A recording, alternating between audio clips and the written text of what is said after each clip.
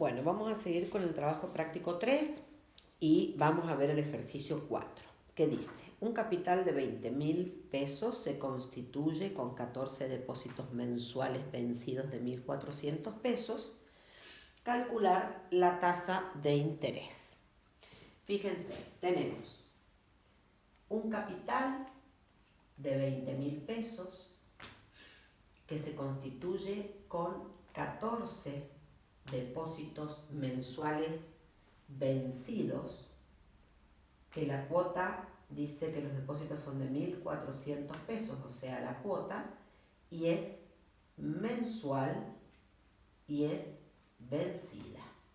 Y nos pide calcular la tasa de interés. Por supuesto que la tasa de interés que me va a arrojar es la tasa mensual. ¿Por qué? Porque la tasa que arroja va a coincidir con la periodicidad de la renta, que la periodicidad de esta renta es mensual. Recuerden que de todos los elementos que tiene una renta, la renta está conformado por un capital que se quiere formar, que en este caso es A, por un periodo de tiempo o cantidad de cuotas o términos, por una tasa periódica de interés y por un valor de cuota o término. Estos son los elementos de una renta. En los ejercicios anteriores hemos aprendido a calcular el capital que se acumula, hemos aprendido a calcular A. En el ejercicio anterior vimos cómo calculábamos el momento N, la cantidad de cuotas, y a su vez veíamos cómo se puede resolver cuando el importe de las cuotas no es entero, sino que me da fraccionario. Hemos calculado el importe de la cuota cuando ese ha sido el dato que no hemos conocido. Y ahora lo que vamos a hacer es ver cómo calcular en el caso de que no conozcamos la tasa. Cuando no conocemos la tasa, hemos visto en teoría que tenemos dos formas de calcular la tasa de interés.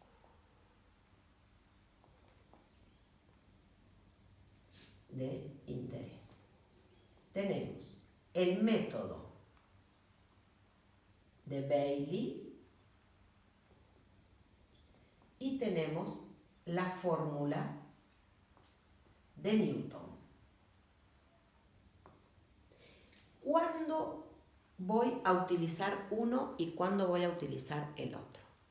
El método de Bailey lo voy a utilizar siempre y cuando en todo el periodo de la renta no cambie ni el importe de la tasa ni el importe de la cuota. O sea que tanto la tasa como la cuota permanezcan constantes.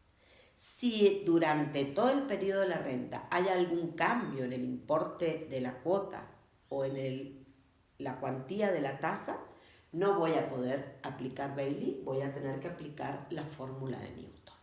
Y la fórmula de Newton, vamos a partir de la expresión de capital final, o sea, para calcular esa renta vamos a hacer el desarrollo de cómo tendríamos que calcular el capital final, y ahí vamos a tener que derivar, vamos a tener que iterar. La fórmula de Newton funciona por iteraciones, que son reiteraciones de un cálculo matemático partiendo de una tasa base, que es una tasa conocida, es una tasa guía sobre la cual nos vamos a basar, y sobre esa tasa vamos a ir haciendo iteraciones, reiterando el cálculo hasta acercarnos lo más posible a la tasa real, y ya cuando no hay que iterar más, después de 3 o 4 iteraciones más o menos, ya se obtiene cuál es la tasa.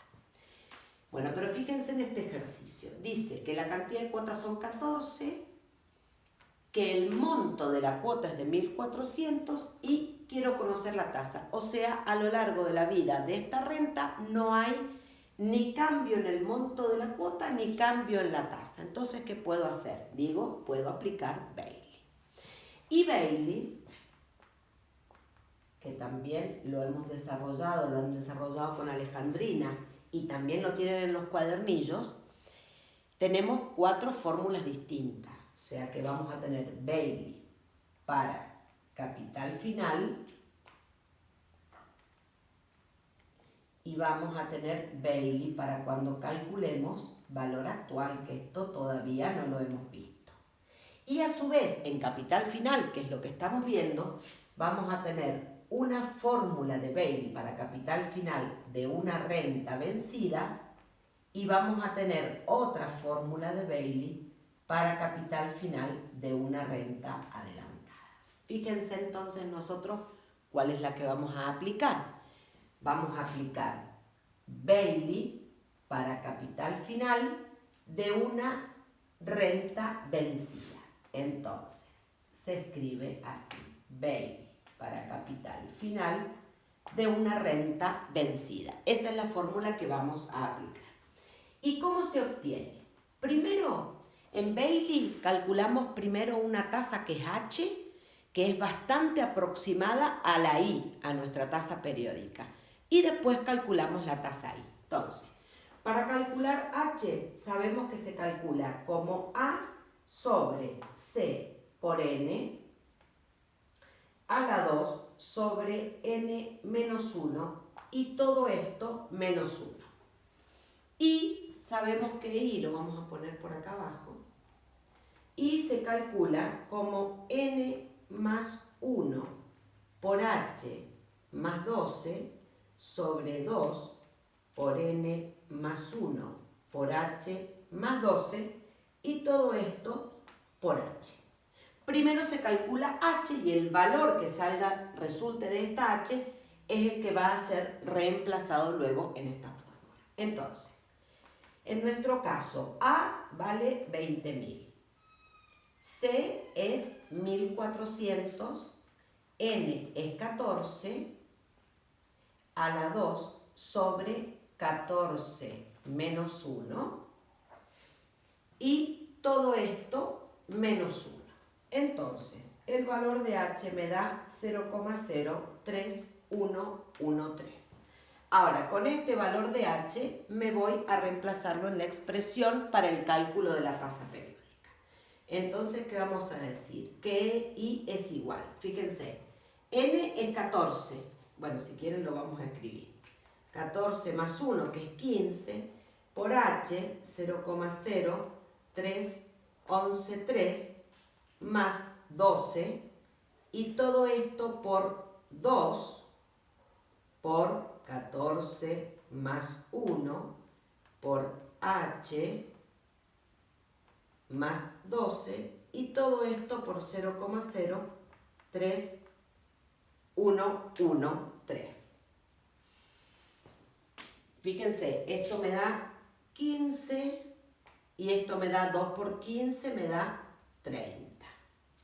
Bueno, entonces, y en todo este numerador me da 12,0467, esto es un 467 sobre 12,0934 y todo esto por H, por 0,003113. La tasa periódica de interés mensual me da 0,03100979, aproximadamente un 0,31%. Fíjense, acá me daba un 0,3113 y acá me da un 0,31. Entonces, esta es bastante cercana y la uso para el cálculo de la periódica para que ella me dé certera cuál es la tasa.